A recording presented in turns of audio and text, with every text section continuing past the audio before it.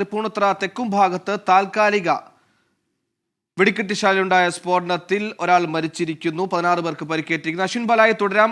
ഇപ്പോൾ അത് എത്രത്തോളം ഭീകരമായ ഒരു സ്ഫോടനമായിരുന്നു എന്ന് മനസ്സിലാക്കാൻ ആ ദൃശ്യങ്ങൾ തന്നെ വളരെ വ്യക്തമാണ്. ഈ സ്ഫോടനം നടന്ന ഇടത്ത് നിന്ന് എത്ര ദൂരത്താണ് ആ വീടിരിക്കുന്നത്? വളരെ അടുത്താണോ? അതിനെക്കുറിച്ചൊരു വ്യക്തത തരാമോ? ഏറ്റവും തൊട്ട് സമീപത്തുള്ള വീടാണ്. ഒരു റോഡ്, ആ റോഡിന് നേരെ എതിർവശത്തുള്ള വീടാണ്. കൂടി വന്നാൽ ഒരു 50 മീറ്റർ ദൂരം മാത്രമേ ഈ സ്ഫോടനം നടന്ന സ്ഥലവും ഈ വീടും തമ്മിലുള്ളൂ എന്നുള്ളതാണ് നമുക്ക് പറയാൻ കഴിയുന്നത്. ഇവിടെ ഈ വീട് അത്രത്തോളം അടുത്താണ്. അപ്പോൾ അതിന് സമീപത്തുള്ള വീടുകൾ ഇതിൽ കൂടുതൽ തകർന്നിട്ടുണ്ട്. എന്തായാലും അങ്ങനെയാണ് ഈ ഏറ്റവും അടുത്തുള്ള വീടിന് പറ്റിയ അപകടത്തിൻ്റെ ദൃശ്യങ്ങളാണ് ഇപ്പോഴും നമ്മൾ കണ്ടുകൊണ്ടിരിക്കുന്നത്. അതിൻ്റെ വാതിലുകൾ പൂർണ്ണമായും തകർന്നിട്ടുണ്ട്. ഈ വീട്ടുടമസ്ഥൻ ഇപ്പോൾ നമുക്കൊപ്പം ചേരുകയാണ്. ചേട്ടൻ ഇവിടെ ഉണ്ടായിരുന്നു അപകടം നടക്കുന്നു? ഉണ്ടായിരുന്നു. ഞാൻ അവിടെ ഇരിക്കുമായിരുന്നു, അകത്തിരിക്കുമായിരുന്നു. അപ്പോൾ സൗണ്ട് കേട്ടു. ഞങ്ങൾ വൈഫ് ഉണ്ടായിരുന്നു. വൈഫ് ഈ ഒരറ്റത്തായിരുന്നു, ഞാനിവിടെ. ഈ സമയത്ത് എന്താണ് ഞങ്ങൾ രണ്ടുപേരും അങ്ങോട്ടും ഇങ്ങോട്ടും എവിടെയാണെന്ന് അറിയാൻ നോക്കിയപ്പോഴത്തേക്ക് പിന്നെ നടന്നു വരാൻ മുഴുവൻ ഗ്ലാസ്സാണ്. അപ്പോൾ അങ്ങോട്ടും ഇങ്ങോട്ടും ഞങ്ങൾ തമ്മിൽ കണ്ടുപിട്ടാൻ തന്നെ കുറച്ച് സമയം എടുത്തു. അത് കഴിഞ്ഞ് നോക്കിയപ്പോൾ അവിടെ ഇങ്ങനെ കത്തുന്ന കണ്ടു. ബാക്കി എന്താണെന്ന് നമുക്ക് അറിഞ്ഞു. ഞങ്ങൾ രണ്ടുപേരും സേഫാണല്ലോ? അതാണ് ചെയ്യുന്നത്. ഒരു ചെറിയ മുറിവ് ഇത്രേ ഉള്ളൂ. വൈഫിനൊരു ചെറിയ ഗ്ലാസിൻ്റെ കാലുമുറിവ്. ഇപ്പം ഹോസ്പിറ്റലിൽ പോയി കുഴപ്പമൊന്നുമില്ല.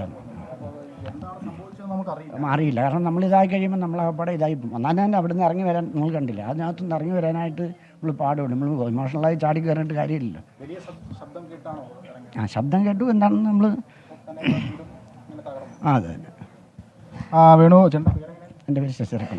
എന്തായാലും സുഹേൽ, ഈ സംഭവത്തിൽ അദ്ദേഹത്തിൻ്റെ പ്രതികരണം നമ്മളിപ്പോൾ കേട്ടു. വലിയ ഉഗ്ര ശബ്ദത്തോടുകൂടി ഈ സംഭവം ഉണ്ടാവുകയാണ്. ആദ്യഘട്ടത്തിൽ എന്താണ് ഉണ്ടായത് എന്ന് പോലും മനസ്സിലാക്കാൻ കഴിയാത്തൊരവസ്ഥ.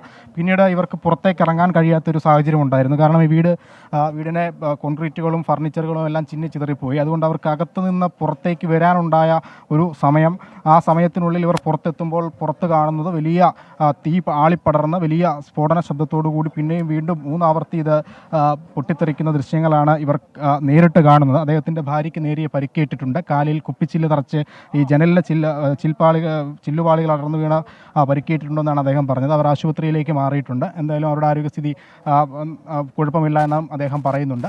ഇത് നമുക്ക് തോന്നുന്നത് ട്രാവലറിൻ്റെ ഒരു അവശിഷ്ടമാണ്. അത് അവിടെ നിന്ന് തെറിച്ച് ഈ വീടിന് സമീപത്താണ് വന്ന് വീണിരിക്കുന്നത് എന്നുള്ളത് എത്രത്തോളം ആ ഒരു അപകടത്തിൻ്റെ ഭീകരത ഉണ്ട് എന്നുള്ളത് കൂടി വ്യക്തമാക്കുന്നതാണ്. അവിടെ ഈ ദൃശ്യങ്ങളിൽ നിന്ന് ഈ വീടും ആ സ്ഫോടനം നടന്ന സ്ഥലവും തമ്മിലുള്ള ആ ഒരു ദൂരം നമുക്ക് മനസ്സിലാക്കാം. കേവലം ഒരു 50 മീറ്ററിനടുത്ത് മാത്രമാണ് ഉള്ളത്. അവിടെ നിന്ന് ആ ട്രാവലറിൽ നിന്ന് തിരിച്ചു വന്നതിൻ്റെ അവശിഷ്ടങ്ങളാണ് ഈ വീടിൻ്റെ സമീപത്തെ ലൈൻ കമ്പിയിൽ കുടുങ്ങി നിൽക്കുന്നത്. അവിടെ നിന്ന് തെറിച്ച് വീണതാണിത്. എന്തായാലും അങ്ങനെയാണ് ആ വീടിന് പറ്റിയിരിക്കുന്ന പരിക്ക്. ഈ തൊട്ട് സമീപം നമ്മൾ അല്പസമയം മുമ്പ് കണ്ട നീല പെയിൻ്റ് അടിച്ച കെട്ടിടം ഇതാണ്. അത് ദൃശ്യങ്ങളിൽ കാണുന്നത് പോലെ ചെരിഞ്ഞിരിക്കുകയാണ്. അതിനുള്ളിലേക്ക് ആളുകൾക്ക് കയറുന്നതിനും ഒക്കെ നിയന്ത്രണം ഏർപ്പെടുത്തിയിട്ടുണ്ട്. കാരണം ഫയർഫോഴ്സ് ഉദ്യോഗസ്ഥരടക്കം വ്യക്തമാക്കുന്നത് ഏത് നിമിഷവും ഇത് കൂടുതലായി തകർന്നേക്കാമെന്നുള്ള ഒരു കാര്യം പറയുന്നുണ്ട്. അതുകൊണ്ട് അതിലേക്കുള്ള പ്രവേശനം